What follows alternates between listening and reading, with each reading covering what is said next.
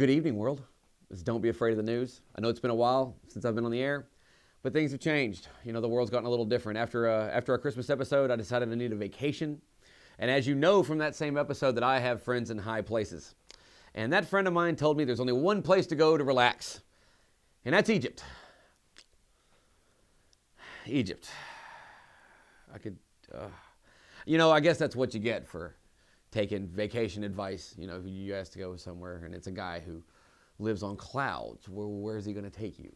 You know, anyway, so I went to Egypt. What started off as a very, very bad time turned into what I like to call the road to revolution. I started off expecting to go on vacation, relax, get some rest, kick back. And instead, I ended up joining the face of change. Let's get on with our news for the night, guys.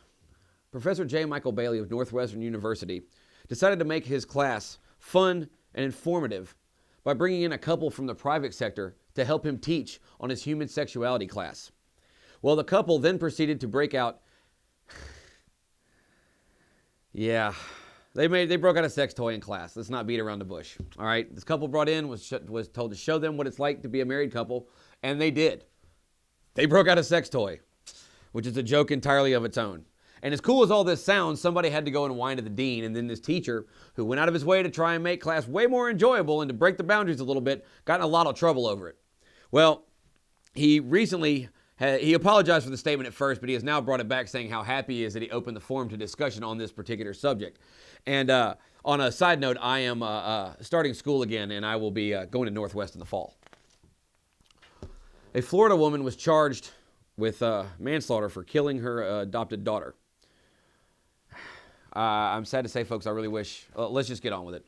Miami-Dade police have charged Carmen Bojera with first-degree murder of her adopted daughter. She was found in a plastic bag outside of her home. People came to the house and absconded with her brother, who is found to have had burns over a certain percentage of his body, which is just too ghastly for me to admit right now.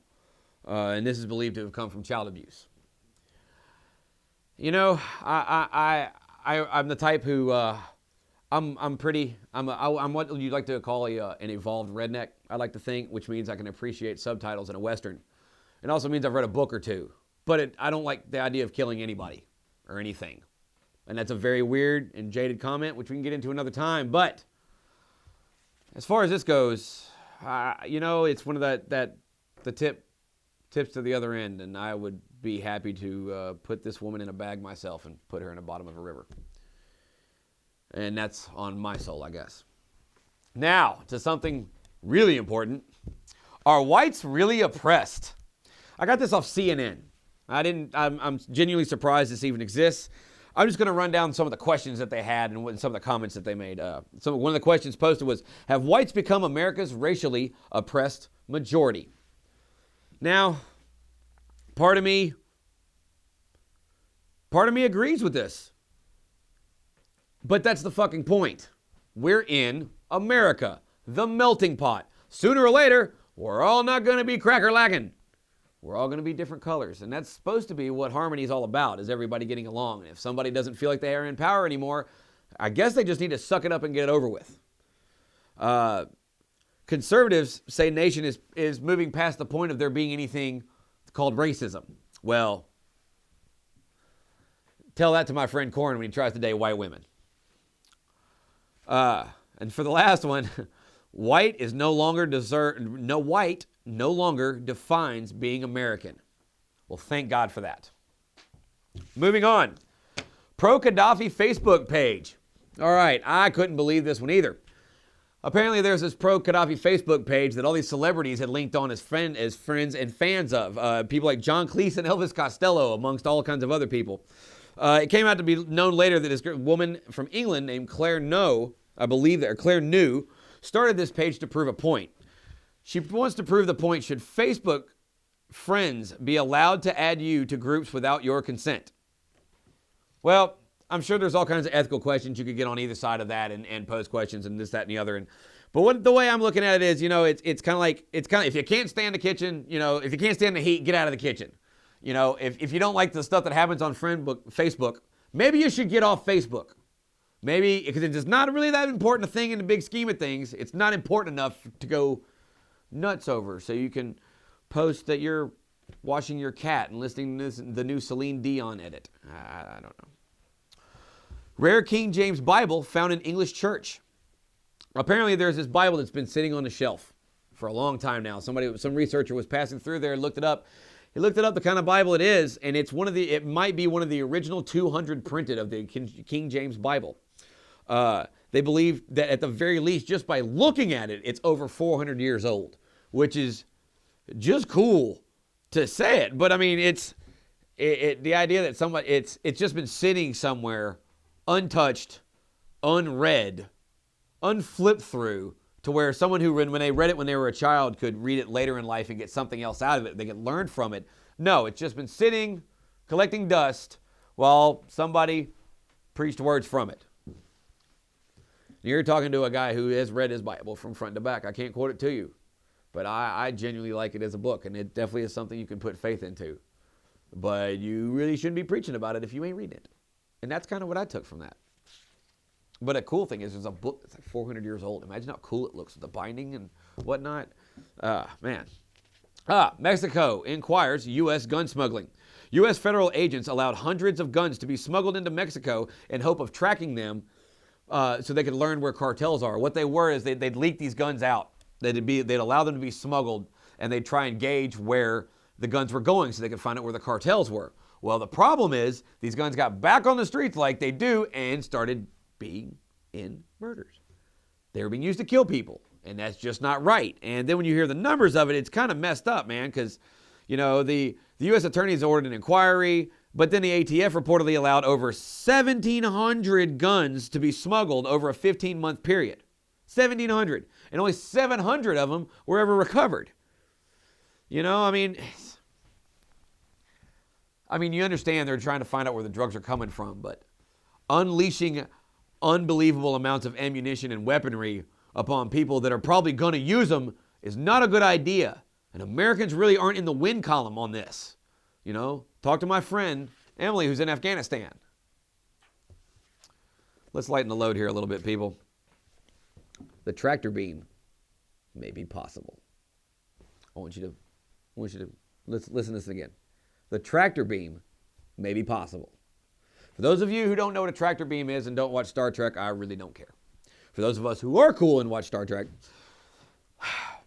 they know a laser connect is a tractor beam drawing small objects back toward a laser source, okay? I didn't know that before. I figured I read this, so I'm not going to act smart or anything. It is known now that light can provide a push. Now, researchers in Hong Kong have calculated the conditions required to make it pull. Now, unlike the weapon that we see, unlike Star Trek and all that stuff, where this differs is it can only be used in small little bits. It can only be used, from what they're saying, small. Like I know what that measurement is. And they're only talking about being able to. Its actual application would probably only be able to be used in optical surgery. Excuse me. But the cool thing is, many women are excited about this possibility. The idea of being able to force men to pay attention to them right in front of them with a tractor beam has got any woman on earth just going nuts. And now, ladies and gentlemen. Dancing, watch this, dancing pine cones. And now, ladies and gentlemen, the best news of this week. Maybe not the best news of this week, but we've had some heavy stuff this week, and I like ending on a happy note. Firefly is back on TV, ladies and gentlemen. Yes, for those of you that don't know, Fox canceled this awesome show called Firefly about 6-7 years ago. Stupid Fox. And it's a show about cowboys in space. It's a show about being an outsider. It's a show about family. It's a show about watching over your crew. And yes, I'm a huge fan of the show. It got premiered last week on the Science Network, on the Science Channel. Excuse me. They deserve much props for this. And unlike Fox, they're actually showing it from the beginning.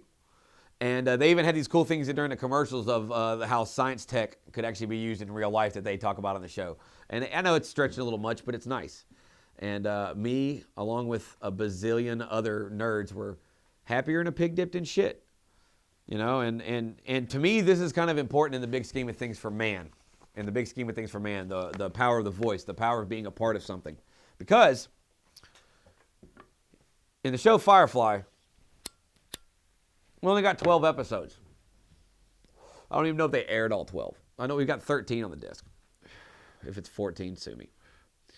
Because the fans made such a ruckus and started so much crap over the internet, they actually got juice for Universal to make the movie, Serenity, which is the answer to all the questions we had during Firefly, which has never been done before.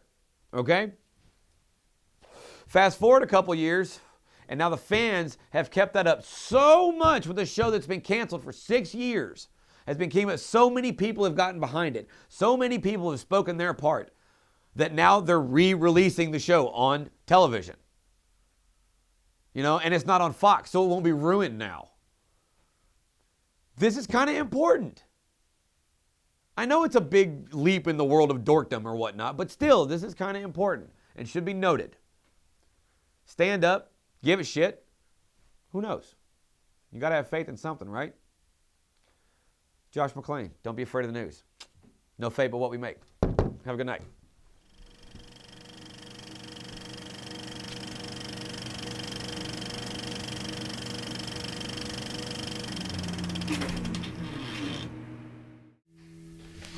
That was the best one. You're my little asshole.